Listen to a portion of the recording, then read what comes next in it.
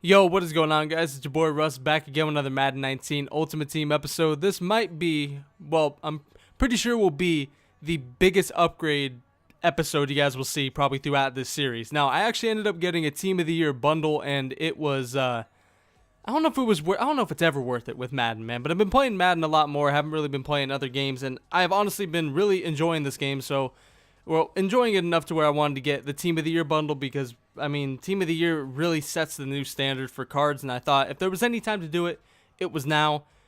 And I got Bobby fucking Wagner, man. I got Bobby Wagner, Stephon Gilmore, and Juju Smith-Schuster. Juju Smith-Schuster, he's whatever. I really only care about the defensive guys. You guys will see why in this episode. This is a very good episode to showcase why I care more about defense than offense. But we actually have three solid Team of the Year pickups, man. And Bobby Wagner obviously being the biggest one, and me being a Seahawk fan, was really the only card I wanted. But obviously I did not think I would get him, man. But I got Secure Tackler on him. He's a beast. He's got 99 hit power, 99 tackle with my chems on him. I just run full run stuff, I think is what it is. And I get +3 block shed, hit power, and tackle on B-Wags. And I can't remember what the other stats were, but I don't know. No matter what, B-Wags is an absolute monster, man. He's faster than Calvin fucking Johnson. Easily going to be my new user. I'm just going to play Calvin more in the box and probably might get another safety. I don't know. But I'll probably switch off using Calvin and Bobby Wagner and then just playing Wagner in the deep blue, and then I'll just cover deep in the middle. But I don't know. Anyway, talking too much about that, man, and how I'm going to use Bobby Wagner. You guys can see him. I'm just flying all over the field with him. Again, secure tackler, whoever I run into, they're down on the ground immediately. 4th and 5, this guy gets the first down. Unfortunately, this was a defensive game, man. I mean, complete defensive game. You guys will definitely see Bobby Wagner showcased and Stephon Gilmore because they are on the field majority of the game. You guys will not see much of Juju Smith-Schuster. Not that, I mean, he really would show up that much in my offense anyway. He's okay. I mean, the card's okay. He's got like 93 speed, and that's fine. But I don't know. I kind of liked my Jerry Doug thing, even though it's not the greatest receiving combo ever. I am contemplating actually just taking the training of Juju Smith-Schuster and putting it into my defense. I know. I'm obsessed with defense right now, man. I'm going full defense for MUT squads, and honestly, I feel like the only way I can win MUT Seasons games is shutting people down, and the more I upgrade my defense and get speed, as right there, Stephon Gilmore. Not a good way to make a first impression, dude. Just right over your head. Did not get the pick. That was horrible. That should have easily been a pick. But anyway, man, you know, just Stephon Gilmore, Bobby Wagner, Juju Smith-Schuster, those are the big pickups for this episode. That is the big theme of this episode. And now getting into this game, man, like I said, defensive battles. He throws it way offline. I did not think that throw was going to be offline, therefore I was not holding triangle. I probably should have had the pick, but I have had some bad timing drop picks in the past, and I've been trying to get better. And honestly, man, Bobby Wagner is a fucking heat-seeking missile. Right here, I miss, okay? But he is so damn fast. 4th and goal, this guy ends up failing to get the touchdown, honestly. Nigel Bradham ends up stopping him. My linebackers are mean, man. 93 Nigel Bradham.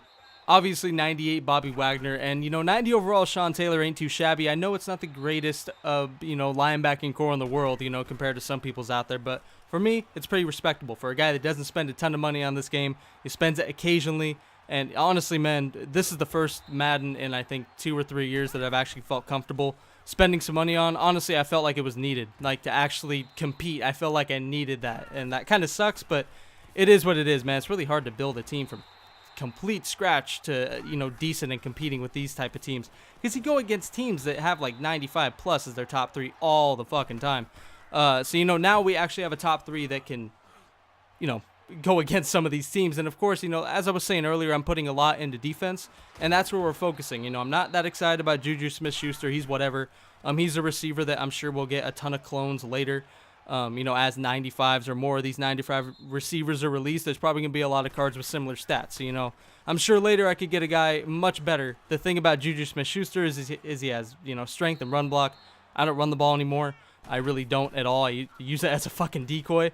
So Smith-Schuster's whatever. But again, Gilmore, Wagner, obviously is gigantic. And right here, Deion Sanders, man. We ended up putting, what am I even saying anymore? I ended up putting pick specialist. Jesus, finally got that sentence out. I ended up putting pick specialist on him, man. I got pick specialist on both of my corners, so we obviously have a way higher chance of getting picks. Like I said, putting a ton into defense right now, man. Our offense is mediocre as fuck.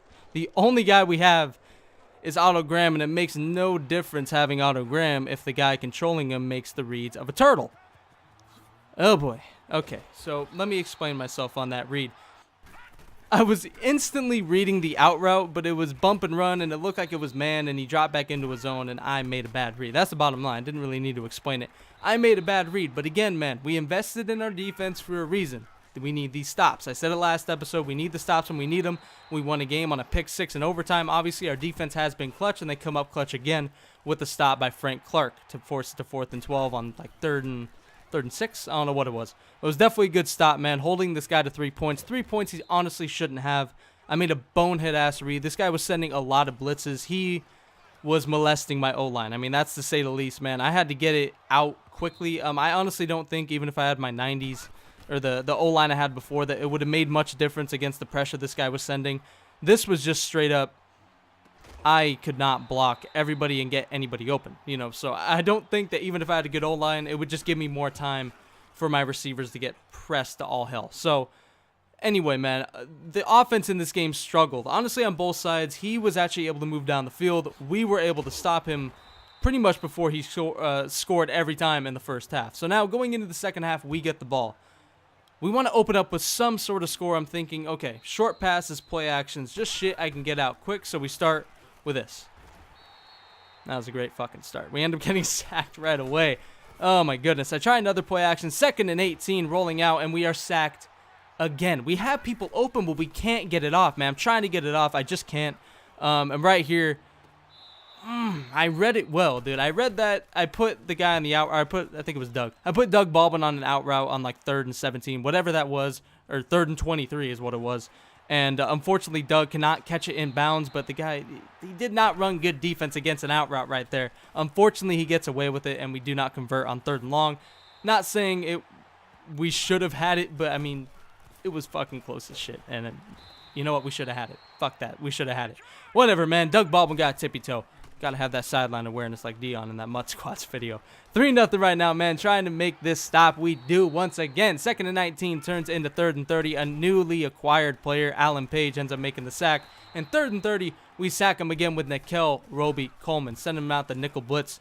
Ironically, with Nikel, you know, that's stupid. 4th and 38, we end up making a punt. 3rd quarter with 1:30 left. Obviously, we got to get something going, man. We can't. I mean, we can't just have another drive that fails. Right there, we're very close to throwing a pick on the very first play. We got to count our blessings and not do that again. Right here, we throw it to Juju Smith-Schuster. He's good for something. He ends up making that catch. I ended up just trusting the out route. The corner played it really well. Right here, he vacates the middle, leaving Jimmy Graham wide open, just slowly picking apart the defense that has been molesting me pretty much all game. We're 7 for something for like 50 yards.